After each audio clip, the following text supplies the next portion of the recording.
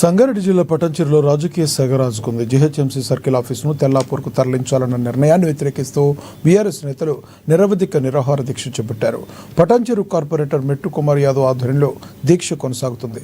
ప్రజలకు అందుబాటులో ఉన్న కార్యాలయాన్ని తరలించడం ఏంటని వారు ప్రశ్నిస్తున్నారు. పటాన్చెరు ప్రజలకు సేవలు అందించాల్సిన కార్యాలయం ఎక్కడో తెల్లాపూర్లో ఉంటే సామాన్యులు ఎలా వెళ్తారని మెట్టు కుమార్ యాదవ్ ప్రశ్నించారు. పరిపాలన ఒకచోట, పటాన్చెరు మరో చోట ఉంటే ప్రజలు తీవ్ర ఇబ్బందులు పడతారని ఆవేదన వ్యక్తం చేశారు. ప్రభుత్వం తక్షణమే స్పందించి సర్కిల్ ఆఫీస్ తరలింపు ఉత్తర్వులను వెనక్కి తీసుకోవాలని వారు డిమాండ్ చేస్తున్నారు. 15 సంవత్సరాల నుంచి కూడా సర్కిల్ ఆఫీస్ పేరు పటాన్చెరువే ఉంది. పటాన్చెరు నుంచి అధికారులందరూ కూడా విధులు నిర్వహించడం జరిగింది.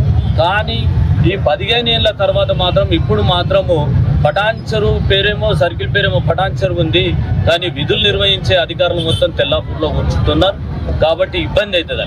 ఈ మధ్య కాలంలోనే బైఫర్కేషన్ అయ్యింది, మనందరికీ తెలుసు.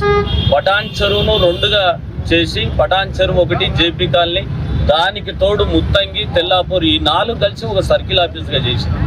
ఈ 4 కూడా పటాన్చెరు, జేపీ కాలనీ ఏమో పటాన్చెరులోనే ఉంటాయి. పటాన్చెరు పక్కన ఉన్న ముత్తంగి కూడా పటాన్చెరుకు దగ్గరగా ఉంటుంది. కానీ తెల్లాపూర్ మాత్రం కొద్ది దూరంలో ఉంటుంది.